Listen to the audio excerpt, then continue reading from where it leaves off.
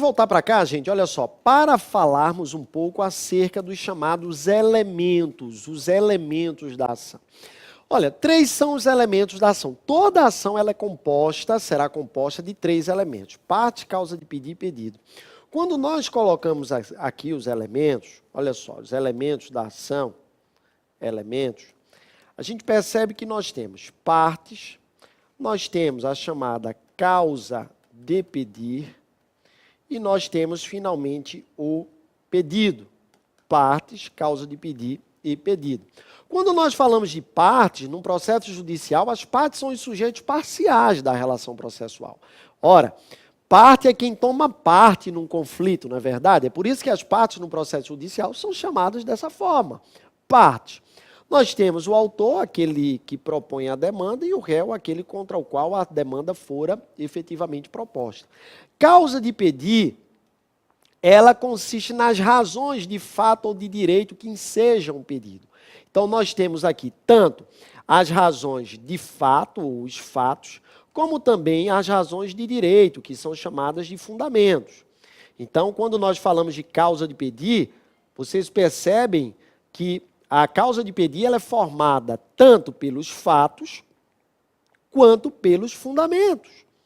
Se, por exemplo, nós falarmos que houve uma determinada invasão a um imóvel de alguém e o sujeito ele quer ajuizar uma ação de reintegração de posse, que é uma ação possessória, vejam, quando nós observarmos a causa de pedir, ela vai ser formada pelos fatos, ou seja, o sujeito na petição inicial vai narrar a existência de um esbulho à sua posse. E, em segundo lugar, ele vai para os fundamentos. Ele vai dizer, ele vai apontar efetivamente que houve o quê? Que, como houve uma invasão à sua posse, consequentemente, ele tem a possibilidade de propor uma ação de reintegração de posse. É a mesma coisa, vamos imaginar uma outra situação, casamento. Você quer dissolver o casamento, quer apresentar lá um divórcio. Se você for propor uma ação de divórcio, quais serão os fatos? Os fatos eles irão consistir na insuportabilidade da vida em comum. Você vai dizer que o casal, não é, embora tenha celebrado o matrimônio na data tal, o fato é que no momento há uma incompatibilidade da vida em comum, não é, que tem gerado até mesmo desrespeito, e etc, e etc. Então, depois que você narrar os fatos, você vai para os fundamentos. Os fundamentos você vai dizer que, como há incompatibilidade de vida em comum, logo há a possibilidade de se pedir o divórcio. Então, a ideia sempre é essa. Quando a gente fala de causa de pedir, toda ação ela é composta pelos fatos e pelos fundamentos. É como se estivesse dizendo, olha, eu só estou indo para o judiciário, olha, causa de pedir. Eu só estou indo para o judiciário, em primeiro lugar, porque esses fatos ocorreram. Em segundo lugar, por quê? Porque se esses fatos ocorreram, eu posso me valer desta ação. Então, é o que nós chamamos de causa de pedir. Mas, vejam, além das partes e da causa de pedir, nós temos um outro elemento da ação, que é o chamado pedido. O pedido ele consiste no objeto, senhoras e senhores. Não é? É aquilo que você busca perante o Poder Judiciário. Esse objeto ele se subdivide em objeto imediato e objeto mediato. Quando nós falamos de objeto imediato, o pedido imediato, o objeto, né, objeto ou pedido, tanto faz. Quando nós falamos de pedido, estamos falando também de objeto. Esse pedido ou objeto, ele é imediato. Ou então ele é mediato. Mediato. André, mas o que é o pedido imediato? Imediato é a providência jurisdicional. Não é? Você vai pedir o quê? Vamos imaginar. Você vai pedir uma condenação. Esse é o pedido, se, por exemplo, eu fosse propor uma ação contra a Hannah para cobrar uma dívida, o pedido imediato era o quê? Era condenação. E o mediato seria o quê? O mediato consiste num bem da vida que eu vou alcançar, não é? De forma mediata. Ou seja, se ela for condenada, eu vou alcançar consequentemente o quê? O pagamento de quantia. Então, se numa cobrança de dívida, eu vou propor uma ação contra a Hannah, cobrando uma dívida. Qual é o pedido imediato? Imediato é o quê? É a condenação. E o pedido mediato é o recebimento de quê? Do bem da vida, ou seja, da quantia. Se eu fosse propor uma ação de reintegração de posse contra a Hannah, qual seria o meu pedido imediato? Seria a reintegração. É a providência jurídica, tá? É a providência. Seria a reintegração. Pedido imediato. E o pedido imediato, qual seria? O pedido imediato seria exatamente a entrega do imóvel que me foi esbulhado, foi tomado. Cuja posse foi esbulhada. Então, esses são os elementos da ação, gente. Todas as ações, elas são compostas por partes, causa de pedir e pedido. Aí você pode até me perguntar, André, mas por que eu passei aqui 10 minutos da minha vida tendo que revisar isso aqui, esses chamados elementos da ação? Por quê? O que é que isso vai trazer demais na minha vida? Eu sempre perguntava isso, viu, minha amiga Hannah? Quando eu estudava, eu ficava dizendo, mas rapaz, qual é o proveito que isso vai trazer na minha vida? Quando eu estudava matemática, o que é que danado logaritmo vai trazer na minha vida? Até hoje não trouxe nada aqui de válido. Agora é porque, claro, tudo tem um sentido, né, Hannah? Não trouxe para a minha vida porque eu segui a carreira jurídica. Mas é lógico que a matemática é importantíssima, né, para outros ramos. Mas eu sempre procurei saber o porquê, não é de tudo. E o porquê da gente estudar aqui no ramo do direito os elementos da ação. Pelo seguinte, gente, quando a gente estuda os elementos da ação, pensem sempre na chamada matemática. Pensem sempre na chamada matemática. Gosta de matemática, Hannah? Conjuntos. Lembra não de conjuntos? Olha só, quando a gente estuda os elementos da ação, eu sempre imagino a chamada matemática, conjuntos. Gente, os elementos da ação, eles existem para que a gente identifique uma ação. Identifique uma ação. Tá? Identifique uma ação. E impeça que outra ação seja reproduzida contendo esses mesmos elementos. Gente, quando uma ação foi proposta, por exemplo, André Mota foi um acidente de veículo e ele propôs uma ação para pedir indenização em face de Hannah, tá? Então, por exemplo, eu propus essa ação aqui, olha, eu, André Mota, propus essa ação contra a Hannah. Então, quais são as partes? Eu vou identificar essa ação pelos seus elementos, parte, causa de pedir e pedido. Quais são as partes? Está aqui, André Mota e Hannah. Qual é a causa de pedir? É o acidente de trânsito. Qual é o pedido? Indenização. Queridos, se essa ação ela foi proposta, eu propus essa ação contra a Hannah, a partir do momento que eu propus essa ação ela é identificada por seus elementos. Gente, esta ação, ela serve para ser diferenciada, os elementos dessa ação acabam por diferenciar essa ação dentre milhares e milhares de outras ações que existem no Poder Judiciário. Ou seja, uma coisa eu tenho certeza, não vai existir outra ação igual a essa. Por quê? Porque essa ação aqui eu tenho André Mota como autor, Hannah como a ré, a causa de pedir foi um acidente de trânsito e o pedido é o quê? O pedido de indenização. Gente, então a lógica é o seguinte, a lógica é exatamente essa. Vamos imaginar que no decorrer do processo, tá? Eu, André Mota, dissesse assim, rapaz, chegasse para o meu advogado, doutor, olha, é o seguinte, eu estou achando que a gente aí não vai ganhar, não. O doutor diz o advogado diz pelo jeito, não, as provas não estão sendo produzidas muito ao seu favor, as testemunhas estão muito a favor de Hannah. Gente, vamos imaginar que eu chegasse para o meu advogado e dissesse, doutor, vamos entrar com essa ação em outro juízo. Gente, se o meu advogado fosse fazer isso, aí ele iria propor uma outra ação, tá? Aí essa segunda ação, ela ia conter os mesmos elementos.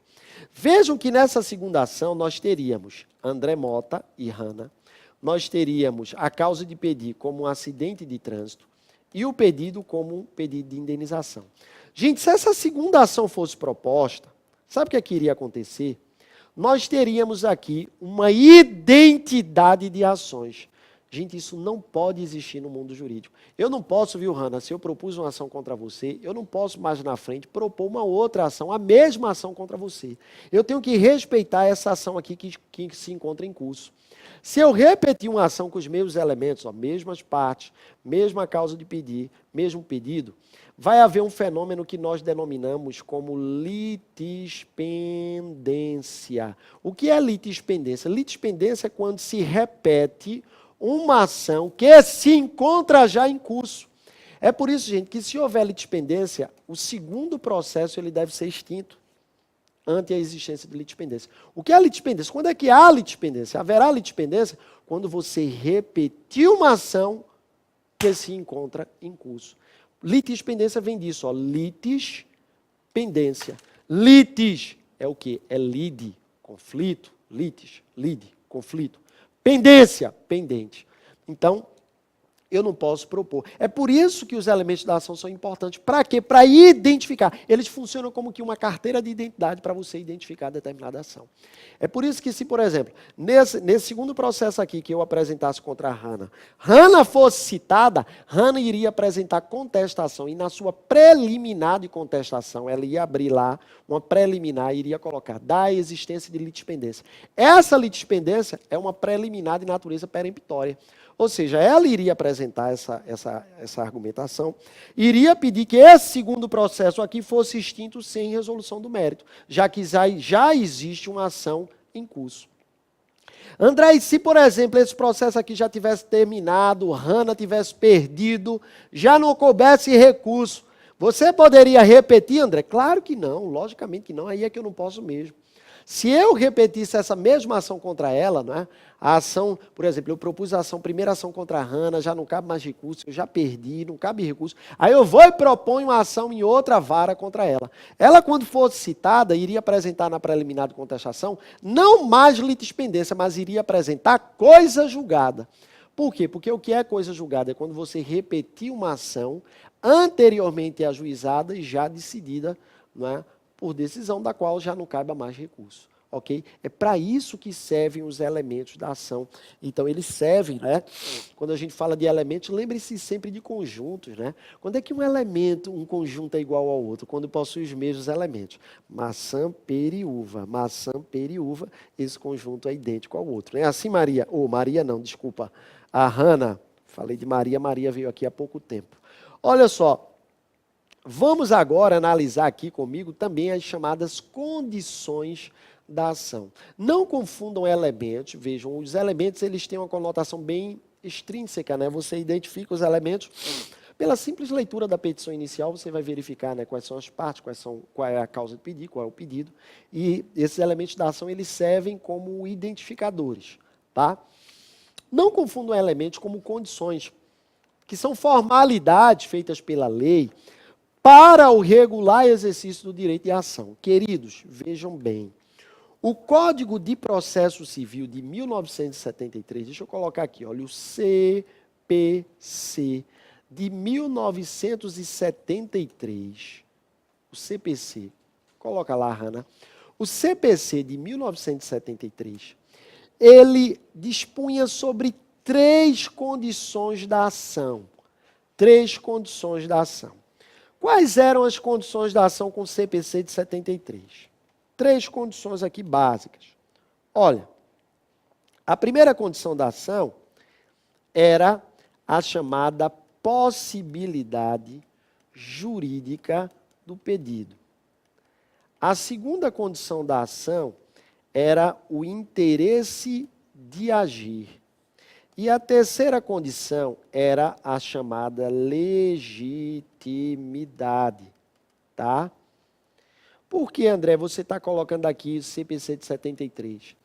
Porque, gente, olha, o CPC de 73 colocava essas 3 condições. Hoje, com o CPC de 2015, tá? O novo CPC, nós só temos o interesse de agir e legitimidade como condição da ação. Mas vamos logo para que vocês entendam aqui. Olha só.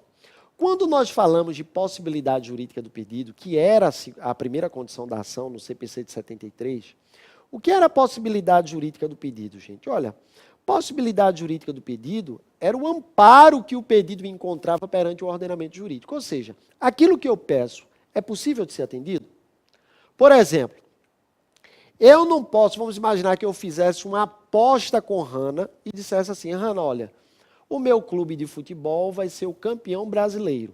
Aí eu ganhasse a aposta, ela não quisesse me pagar. Aí eu fosse cobrar uma aposta para ela. Gente, a aposta, não é esse objeto não seria um objeto lícito, o ordenamento jurídico não admite cobrança por aposta, logo esse meu pedido seria juridicamente impossível. Eu não posso cobrar uma dívida oriunda de aposta. Então, a primeira condição da ação sempre foi a chamada possibilidade jurídica do pedido. Então, por exemplo, numa ação dessa, se eu fosse propor uma ação contra a Hannah para cobrar uma dívida proveniente de aposta, O juiz, quando pegasse, ele ia dizer, mas ele está cobrando uma dívida proveniente de aposta. Eu não vou, isso aqui, eu não vou nem analisar, eu vou extinguir o processo em resolução do mérito.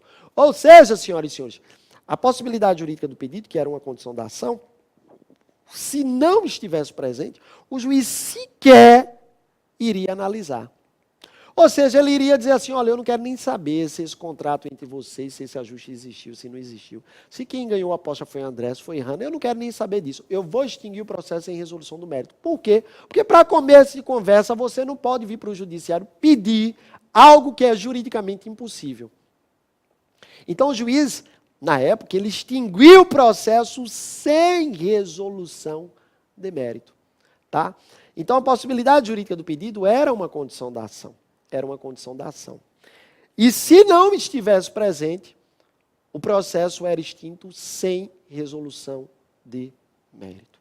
Tá certo? Gente, daqui a pouco eu chego onde eu quero. Olha, aí vem um novo CPC e tira a possibilidade jurídica do pedido. O novo Código de Processo Civil não coloca mais a possibilidade jurídica do pedido como condição. O novo CPC, o CPC de 2015. Pelo seguinte, olha, se vocês forem para o artigo 17, o artigo 17 vai dizer assim, para propor uma ação é preciso, está dizendo quais são as condições para se propor uma ação. Para propor uma ação é preciso ter, aí ele diz, interesse e legitimidade. Ou seja, ele fala de interesse e fala de legitimidade, mas não fala mais de possibilidade jurídica do pedido. Outra coisa, quando a gente vai lá para o artigo 337, não é?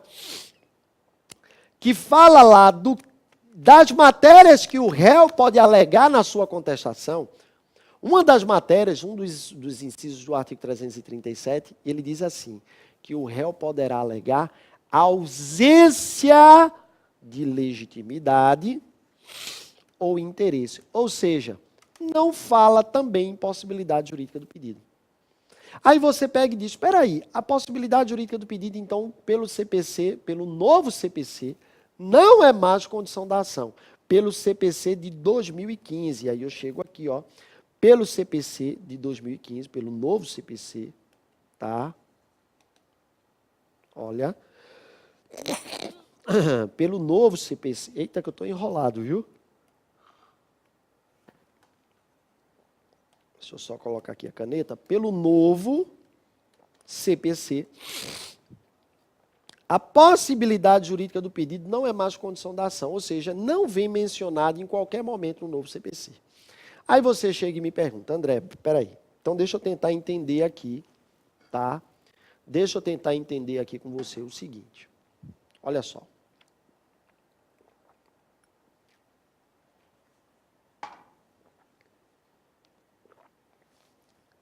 Me diz uma coisa.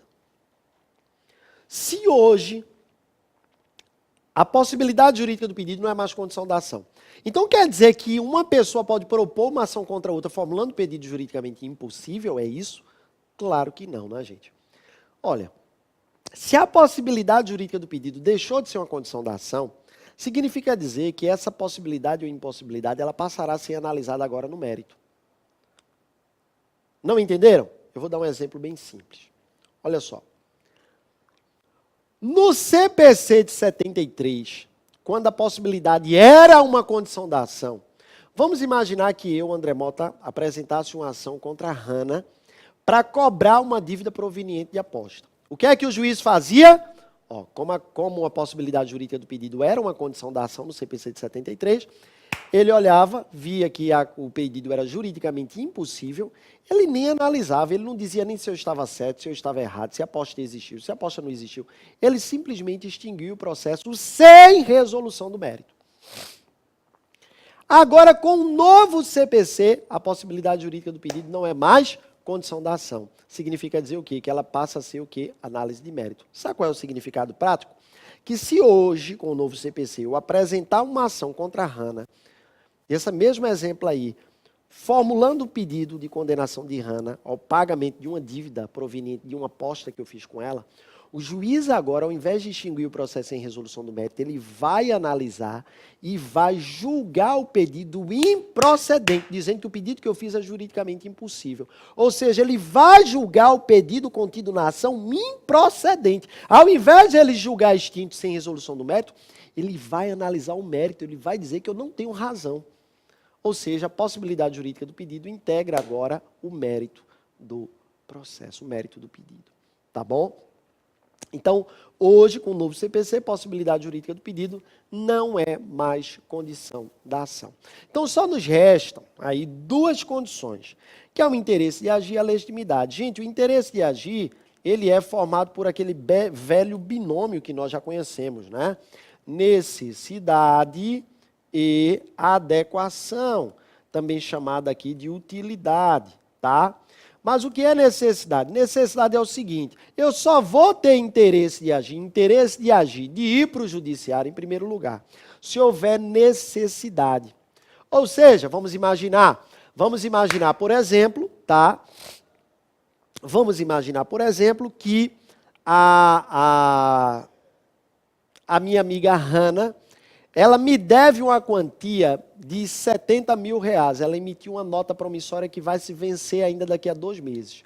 Queridos, se eu fosse propor uma ação hoje contra a Hannah, tá? Hoje contra a Hannah, eu não teria o chamado interesse de agir. Por quê? Porque não haveria necessidade. Sabe por que não haveria necessidade? Não haveria necessidade? Porque se essa dívida ainda vai se vencer, eu não posso cobrar isso de Hannah antes do vencimento. Eu não teria, coloca lá, Hannah, eu não teria o quê?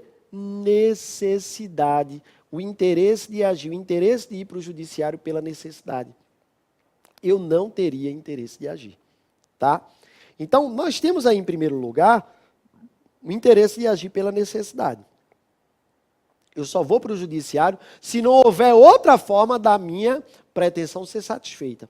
Então, por exemplo, nesse caso daí, se Hannah me deve 70 mil reais, essa dívida ainda não se venceu, eu não posso cobrar dela agora. Não é? Segundo lugar, além da necessidade, é preciso que haja a chamada adequação, conhecido por alguns como utilidade. Ou seja, é preciso que, além de eu ter necessidade de ir para o judiciário, eu venha me valer do instrumento jurídico correto. Correto. É preciso que haja um instrumento jurídico correto. Eu venho a me valer daquilo que eu digo, ó, não, esta ação aqui é uma ação correta, essa ação aqui é uma ação adequada. Por exemplo, fui reprovado num concurso público, vamos imaginar, fui reprovado num concurso público. Aí todo mundo pensa, foi reprovado num concurso público, eu tenho interesse de agir, tenho necessidade de ir para o judiciário. Beleza, você tem, está correto. Aí o camarada pensa logo, vem logo na mente dele, né, em mente. Eu vou propor mandado de segurança. Calma.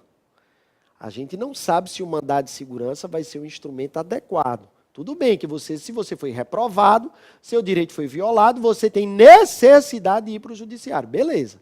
Mas será que o mandado de segurança é um instrumento adequado? Vamos imaginar, por exemplo, que o sujeito foi reprovado num concurso público, tá? Mas ele vai precisar se submeter a determinados exames, perícia, para provar no processo judicial que houve abuso na sua eliminação. Então, isso não é caso de mandado de segurança, porque mandado de segurança não cabe dilação probatória, não cabe instrução, produção de prova testemunhal, pericial, isso não existe no mandado de segurança.